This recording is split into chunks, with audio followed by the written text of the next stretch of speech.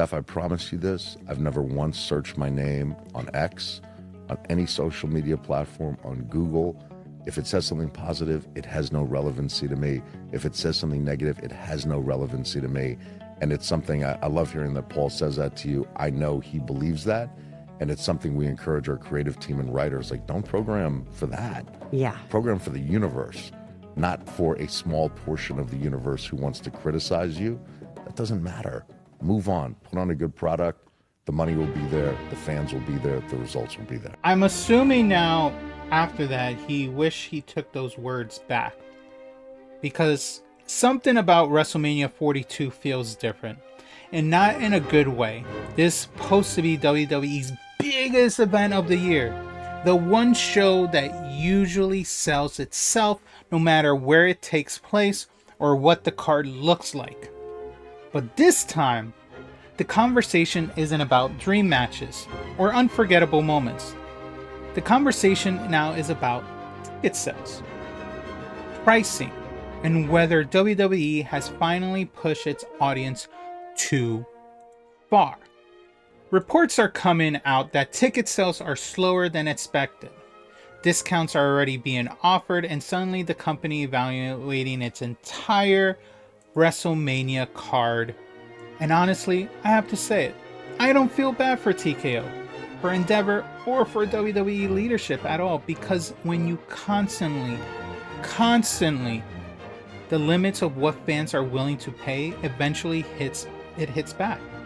So welcome back to the T-Drop. No soft behavior. We are talking about the WrestleMania 42 backlash on the ticket pricings. Something we eventually thought it would happen. We just didn't think it would happen so soon. So let's get to it. Right now, WrestleMania 42 is in the news because ticket sales simply are not moving at the pace WWE expected.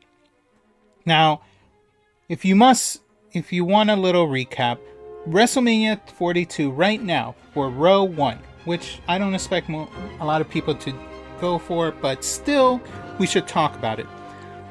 Ringside row 1 package for both nights at WrestleMania is currently costing over $70,000 per person. That's $70,000. Rows 2 and 3 are priced between $35,000 and $50,000 per person. Insane. Now, that doesn't mean the show will fail. And let's be clear about it right away. WrestleMania will still be a major event and it will still make money. However, compared to the momentum, as I said, and the excitement surrounding last year, there's clearly a difference in energy right now. The build is still early, and there is still plenty of time to turn things around, but the momentum matters. When fans feel disconnected this early into WrestleMania season, it becomes much harder to reignite excitement later on. Even the unfortunate injury to Braun Breaker adds to that feeling because now WWE has lost one of the fresh momentum pieces they could have leaned on during the road to WrestleMania. Now, we should rewind back to a little bit before this whole discount that some fans might be frustrated goes back to the location itself. WrestleMania 42 was originally announced for New Orleans, and that announcement came with major excitement because The Rock appeared and officially revealed finally WrestleMania is coming back to New Orleans. So many reasons look like my own ain't made of ice. Back to back trip, dog, I'm nothing they like. Feel like the greatest, I step in the light. Whoever the odds, gon' out by the light. WrestleMania 42, live from the Superdome. Let's get this show on the road. fans began making plans, locals expected a tourism boom, and everything looked set. We're talking about WrestleMania 42 in New Orleans, the same place at WrestleMania 30. The streak was broken by Brock Lesnar on The Undertaker, where Daniel Bryan had one of the biggest storylines ever. Then we had WrestleMania 34 there, which was an okay WrestleMania. It wasn't, that crazy, but still a successful WrestleMania nonetheless. WrestleMania in New Orleans is a good tourist spot, Then months later, WWE backed out and chose Las Vegas instead. Reportedly because the financial package was bigger. Now what that means, obviously more money. Las Vegas saw how much they profited from WrestleMania 41 and wanted to double down. Now look, from a business standpoint, companies make decisions like this all the time. WWE has the leverage to go where the biggest money is. But fans, we're not looking at it from a corporate perspective. Fans look at it emotionally. And many people in New Orleans felt completely burned by that decision. Instead of a fresh locations, fans were asked to return to Vegas. They're like, come back. Let's double down. Double down on our city. For a second straight year, which immediately changed the perception of the event. For many people, it felt less special and more repetitive, and that alone already created resistance. WWE fans do not like a repeated thing. That became one issue. The real issue became now the pricing. Now, let's get something straight because this is important. The reason ticket sales are slower right now is not because the WrestleMania card is bad. People are saying, oh, because the card is bad. Can't be true because in fact only one match has been officially been announced. And that match is Roman Reigns versus CM Punk. Both of those names are proven draws and can absolutely sell tickets. And why it hasn't? Because the real issue is not the card, is pricing. Fans are seeing numbers that feel completely disconnected from reality. At least the reality of the average wrestling fan. Front row packages reaching $30,000 or $40,000 or even $70,000 immediately sends a message that WrestleMania is becoming a luxury experience instead of a fan celebration. WrestleMania has always been expensive, but compared to the average price on front row seats averaging now between $70,000 to maybe $8,000, maybe being the lowest. That used to be around $1,200 to $1,500 max. Back at WrestleMania 35. WrestleMania 35, and you can assume anything back then is cheaper than what I'm saying right now.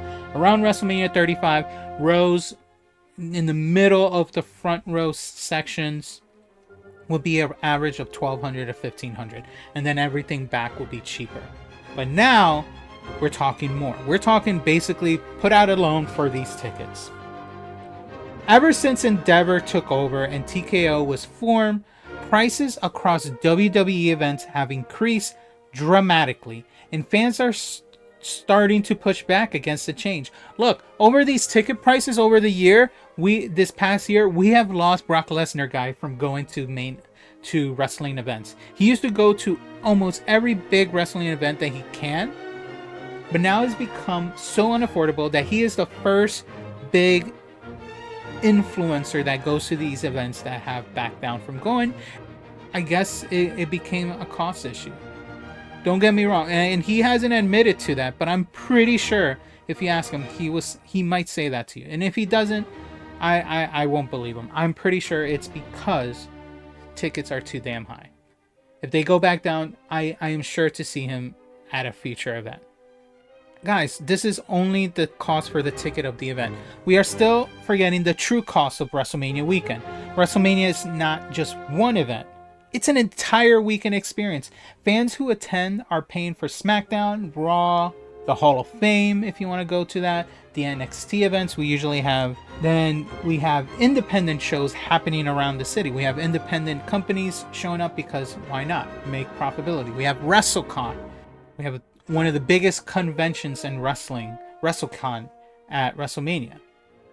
Now, on top of all those events, because all those events have a cost, besides the WrestleMania ticket cost that I just said, on top of that, you still have flights, hotels, and food, transportation, and everything else that comes with visiting Las Vegas. When you add all of that together, the cost becomes overwhelming. Families are not just spending a few hundreds anymore like you used to. They are potentially spending thousands before even stepping into the stadium. That reality is causing many fans to simply sit this one out. Doing these costs, it feels out of touch. There's that, and then there's the other story, which is, now they're doing this for WrestleMania as well, but this is the most recent thing. The watch parties. Now, last year in WrestleMania, and they've done this for a while, and there's bars and even other venues around the city that they do watch parties. They have watch parties probably in your local areas too. But they also did it around the towns that these events were hosting. It's become a controversy, and adding fuel to the fire involves reports that local businesses near the venue at WrestleMania 42 in Las Vegas, and now for Elimination Chamber next week in Chicago, not being allowed to host these watch parties due to new restrictions. Traditionally, these bars and venues could pay licensing fees and host viewing events, which help bring the entire city into the WrestleMania or Elimination Chamber atmosphere. Now, if those restrictions are accurate, it creates the impression that WWE is trying to force fans into buying tickets instead of watching elsewhere. If you can't afford it, too bad. So it's either that or watch it. Either go to the event if you're 50 feet away from the venue, or go home and watch it at ESPN Plus. They're trying to because both of these events aren't selling the ticket speed that they hope. Now they're trying to force another hand into pushing for people to buy it. You wouldn't have this issue if the tickets weren't that expensive. From a corporate perspective, obviously this might make sense, but from a fan's perspective, it feels restrictive and unnecessary. WrestleMania has always been about community. At least I thought it was.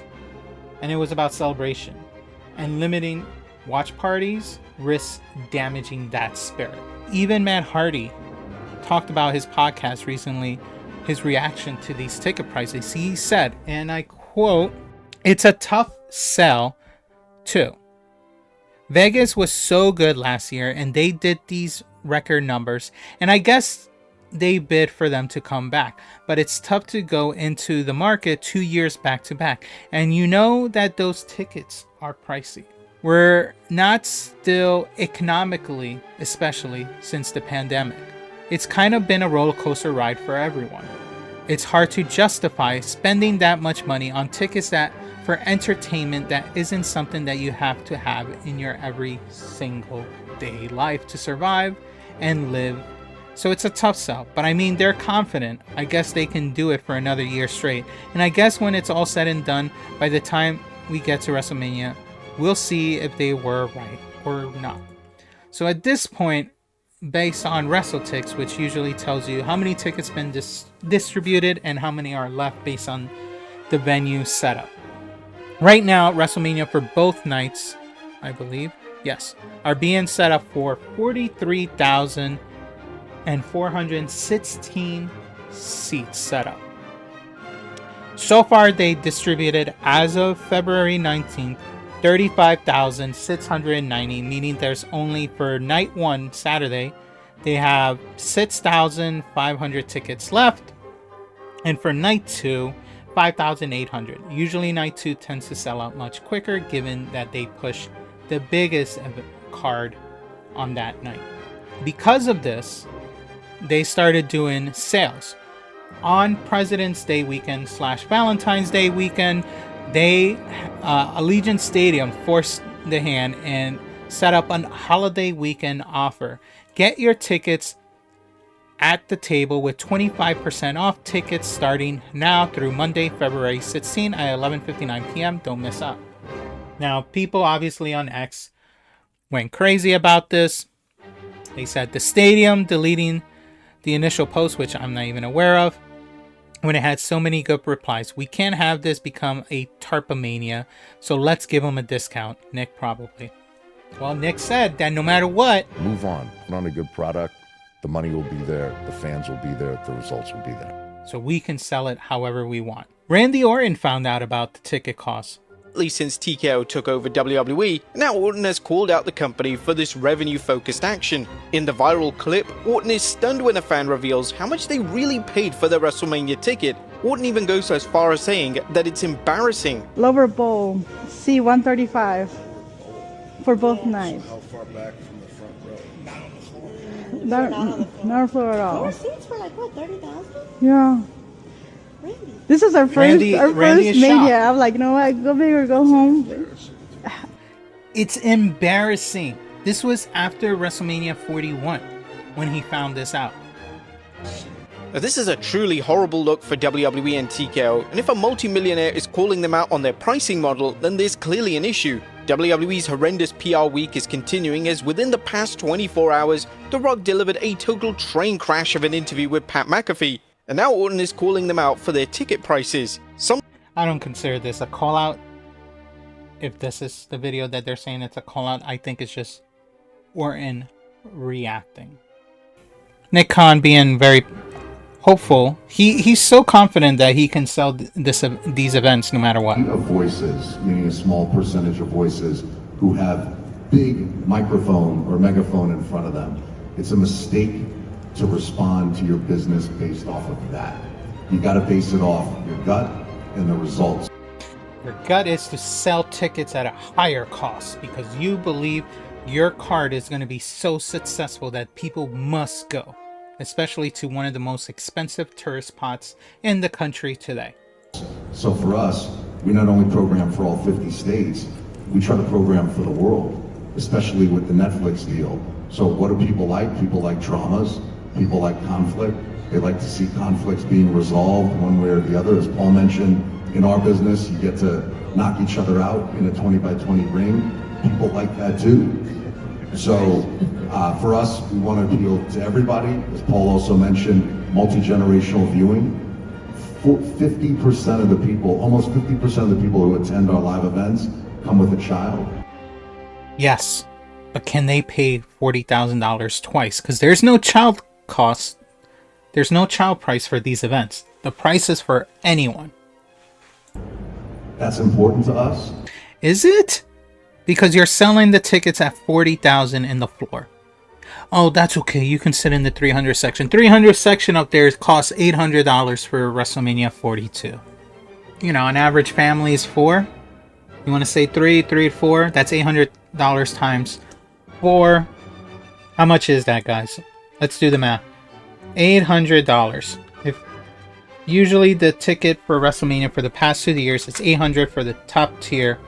We are looking at $3,200 just for one night. Now, if you want to go to night 2, of course you want to go to night 2. Let's double it up. $6,400 to go to both nights at WrestleMania. Let's not forget that you still, if you're not living in Vegas, you gotta fly there, or at least drive there if you're near a nearby state. So there's cost to travel, cost to, I'm assuming you want to stay in the city unless you want to sleep on the streets. And then you got to feed your family, right? Unless you bring the food with you somehow on the plane or the car ride. You know, probably what's going to become is people are going to have to buy RVs and drive their way to WrestleMania and sleep in the RV with food and everything, because that's probably cheaper than freaking flying there because they're selling these things. But yeah, family is important to WWE right now. Number one, it's family-friendly viewing. Number two, that's our next generation of viewer. So I would assume, as you guys graciously give us a lot of head nods in this Q&A, that a lot of you are wrestling fans. I would assume it started for most of you when you were young. Of course. And we would want to do it for the next generation. And you stayed with it, and maybe you checked out for a couple of years as a teenager because other things became of interest to you, and then you checked back in. We want to be there with people for, it's exactly right, correct? Yeah. We want. Anyway, my point of that video was him trying to say, oh, it's all about the family. If you actually care about the family, these ticket prices will be average to be able to consume for a 4-person household, which is the average in the United States. But whatever. You sure know us, Tony. Nick. Sorry, Tony. Tony Khan, you know, hate him what you must. At least his ticket prices for AEW are somewhat average for the average consumer, and that's why people tend to go. Unfortunately, not many people want to spend money to those events either, because we're still dealing with a harsh economy. Anyway, the word that keeps coming up when it comes to fan discussing about this is obviously greed. Whether that perception is fair or not, it exists now on social media. And perception matters because that's what's going to spread more than how great the event is. Fans feel like the company is pushing pricing to the absolute limit to see how much they can get away with. Most fans will not actually boycott WWE, unfortunately, because the company knows, and the company knows that. They won't boycott. They will say they will boycott it, but in reality, eventually they will bend one way or another. Wrestling fans are loyal, but loyalty has its limits, and slow ticket sales suggest that some fans are finally drawing a line. Are we seeing the end of this boom period for WWE? Yeah, probably. It's showing some initial cracks. Every wrestling boom period eventually slows down. We saw it with AEW in 2019 to 2021, 2022. With AEW after their early momentum peak. And now some fans are asking whether WWE might be reaching a similar turning point. The product is still strong, but they sometimes feel lazy. And when that happens, and when excitement starts to dip and prices start to rise, warning signs begin to appear. This does not mean WWE is in trouble as of yet. It simply means the relationship between the company and the general audience might be shifting. It is also important to separate creative from corporate decisions. Triple H handles storytelling. The pricing, the ticket strategies, and the business decisions come from the corporate level, so Nick Khan and higher.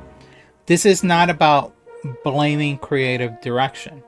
This is about a company operating with a strong business-first mindset, and that mindset can sometimes clash with fan expectations, as you can see right there. Looking forward, this situation raises bigger questions. If fans are reacting this way now, what happens when WrestleMania eventually moves to markets driven by financial incentives? WWE clearly wants to expand globally, and money will always be a major factor, but balancing that with fans' experience is going to be critical. So let me say this one last time, and I want you to really think about it after the end of this video. WrestleMania 42 is not struggling at all because fans stopped loving wrestling. It's not struggling because Roman Reigns versus CM Punk isn't big enough. It's not struggling because WWE certainly forgot how to put on a spectacle. They always do. It's struggling because the relationship between WWE and its audience is starting to change. For years, fans were told that WrestleMania was the ultimate celebration of wrestling, a place where loyalty mattered and where the audience felt like they were part of something bigger than themselves. But now more and more people are starting to ask a very simple question. When did WrestleMania stop feeling like it was for the fans and start feeling like it was only for the highest bidder? Because that's what it feels like right now. It feels like WWE looked at their audience and said, let's see how far we can push them. Higher prices, more restrictions, more corporate decisions that feel disconnected from people actually sitting in the seats. And there's the part nobody wants to admit. Nobody wants to admit it. Fans are tired. They're tired of being treated like unlimited credit cards. They're tired of being told to pay more while getting less. They're tired of every decision feeling like it comes from a spreadsheet instead of a passion for wrestling. And maybe that's why this moment matters so much. Because for the first time in a long time, the machine might be slowing down, not because the product suddenly got terrible, but because fans are finally deciding where their limit is. WWE gambled, and they're about to potentially lose. I don't want to say they will fail because that means the staff and the wrestlers will fail, but they are gambling right now. They chase the biggest money deals. They chase the premium pricing model. They bet that no matter how expensive things got, fans would always show up. and maybe most of them still will. But slow ticket sales are a warning shot. They are a reminder that wrestling only works when the audience believe they matter. And right now, a lot of fans don't feel that way. Now, this doesn't mean WrestleMania is dead. It doesn't mean WWE's failing. Far from it. This thing's never going to die. In our lifetime, at least. But it doesn't mean something important. For the first time in years, the fans might be pushing back. And if WWE doesn't listen, if everything continues to be about squeezing more and more out of the same audience, then eventually the spectacle stops feeling special. Because wrestling has never been about the stadiums. It has never been about the executives. It's always been about the people watching. And when those people start walking away, that's when the real problem begins.